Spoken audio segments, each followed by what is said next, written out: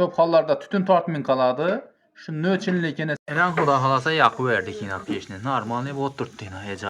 Assalamu alaykum hurmatli do'stlar. Şu peş dıkıladı.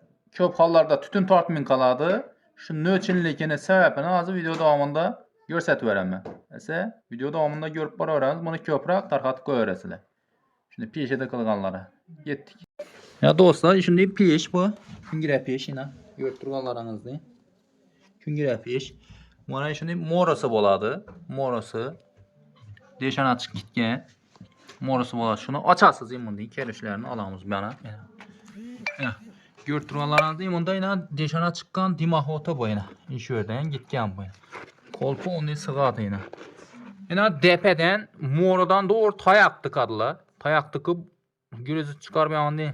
Nağarlı ya ne dedi? Yarkaşlı tahta bilen xada bilen astandan içinde giriz çıkarış gerek. Depeden. Kim bu tazalanadı yine. Şunçerli torpak düştü bir yerden yine. Bundan aldım ben yine. Görüntülerinizi. Hele ben mal tutma yine. Yerine mal taşıyımız yine. Şu içi hamıkada beraber bu divanın içi hamıkadadan beraber orpan oladı, kuş in kuradı, başka kıladı, dıkıladı. Şundan dıkıladan tütün tartmin kaladı bu. İnşür. Tütün tartmin kaladı yine. Şunun için bunu keminde yılda bir merte keminde bu maddende bir yılda bir merte bize telini küzde tazalattırış gerek. Yurtturganlarınız. Bunun şimdi peşi var. Dostlarınıza, yurttaşlara tarqatıb qoyarasizlar. Bir like'larını basıp versəydilər ham boladı. Savallarınız bolsa kommentariyada yazıb qaldırsanızlar ham boladı dostlar. Şimdi tazalab duruş gerek bunu. Şunçəli musur inqaladı. Yurtturganlarınız. Tazalab versək, keyin tütününü parlatıp tartadan boladı. Köp adam su kuyub idi.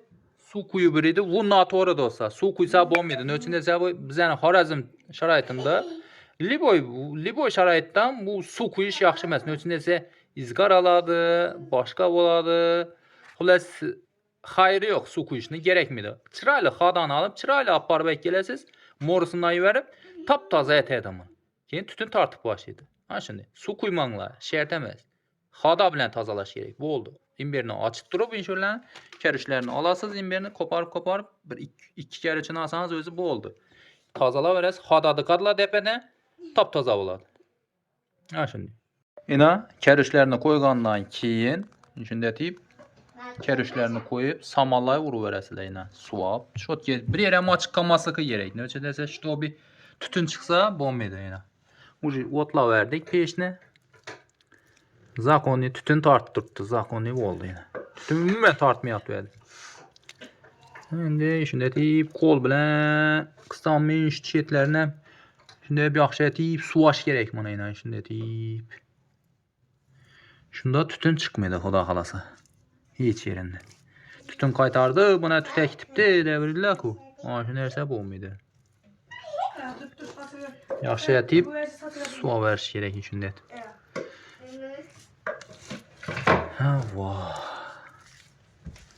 Ya tütün tartmaslığı, yaxşı yanmaslığı şu dıkılğandan boladı. Şu peş morusu dıkılsa şundan boladı.